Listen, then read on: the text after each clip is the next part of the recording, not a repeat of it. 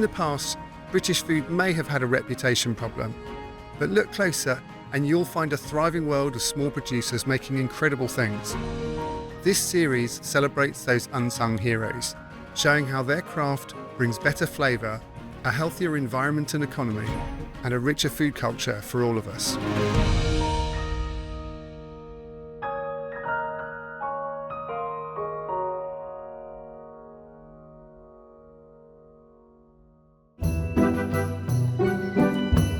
In this episode, I want to find out more about the iconic British sausage.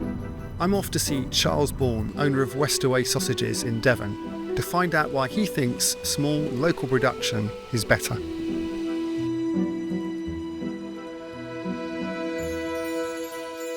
Charles, hello. Hi, David. Nice to see you. Good to see you. So, tell me a little bit about what Westaways is and kind of where it started as well, I guess. Well, it started about 27 years ago, 1998, and we were a tiny little sausage maker in one of the units on this estate, and we were doing, I think, 5 to 10 pigs a week, and we were making sausages just the same way we're making sausages today. So you could have grown Westaways and it could have been a big kind of national company, but you've kept it small. This feels like quite a kind of a small operation. So what was the kind of thinking behind that? You know, we could see that, supplying local food to local people was really part of our DNA. And although there have been opportunities to go kind of sub-national with Tesco and things like that, it didn't seem to hold much attraction. I think we would have lost our authenticity. And, still, 75% of all the sausages we make are sold in Devon. In what way is a small company nimble in terms of flavour? How can you develop things and make your product better by being a smaller company? It's understanding and getting feedback from your customers. And so those food producers who are doing street markets or out there interfacing directly, and many people would have seen me at county shows and the like, flogging sausages, and getting feedback then on your product is absolutely key. So don't immediately think that everybody is going to want a piri-piri sausage. Should we go inside and you can show us a little bit about what you do and how things work and walk us around a little bit? Great. Okay.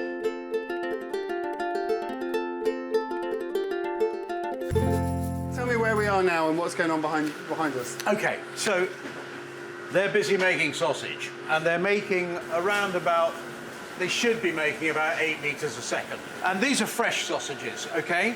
And this packaging is unique in the UK. It's actually unique in the world. We're the first company to pack protein in untreated cardboard. So this is straightforward cardboard, and this is a film which we've pioneered the use of. Nobody else uses it for packing meat products, and it's called polybutyrate adiaphate terephthalate.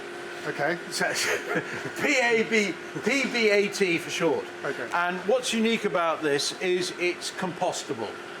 So this pack, 57 days from now, if it's in a composting environment, or even if it's fly waste, it will have degraded to nothing. And do you think that you're more capable or able to test things like that and to push things like this out because of the size of your company? David, because it's small. You're entirely right. Okay, can you imagine the number of meetings we would have had to have had? There would have been the accountants going, how much does it cost? There would be the legal guys going, well, has anybody done anything like this before? And what do your customers think? And so we showed it to Tesco, and Tesco said, oh my God, that's horrible. We don't want anything to do with that. And so there were considerable barriers we needed to overcome. But we felt that it was the right thing to be done at the right time. And if we didn't do it, well, somebody had to do it. So we're establishing, if you like, a pathway through a bramble patch that others can turn into motorways. And so we've run about 20 million packs like this, and people are still telling us what we're doing is impossible. One of the most surprising things about visiting Westaways was how everything seemed to be run with a team of just 10 or 12 in the factory and a handful of rooms. I wanted to understand more about the scale of what was being produced. Yeah, you said a minute ago that you were creating 8 metres a second. How many sausages is that in a week or a month? Or Look, if we're really going for it, we can do about 500,000 sausages a day. But that's going to be a day that we would have to plan for. What does that look like? It looks like a pallet of sausages about every 45 minutes. where are we now? Just tell us. So this is the packaging store. So you've got sleeves, you've got the actual trays that you saw the sausages being packed in.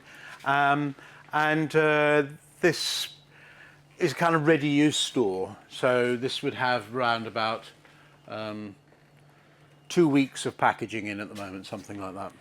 Just 2 weeks just for all of this? Okay.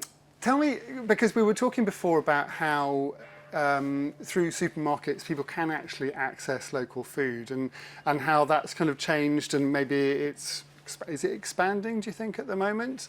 And do you think that people actually do realise that when you go into a supermarket that it's not all just from a big factory somewhere, that it's actually come, some of it, from sort of local suppliers? I think that's a really important point. You know, why are we, in effect, importing food, not just for our homes, but for our businesses, for the public sector? You know, they should be eating food that's grown locally. You know, it's a kind of social return on investment, and it's blisteringly simple to me. You know, the future has to be about small-scale, hyper-efficient plants that can run to the same efficiency as continuous process. And go right back to that same thing, supplying local food to local people. And it is something that I really strongly believe in, and I think it's got really good sustainability values. And as the public are moving to be more sustainable, and they undoubtedly are, then I really hope that the supermarkets will pick up on this opportunity and realise that they need to have a local aisle. And, you know, online shopping, do you want to buy local? Have a filter on that.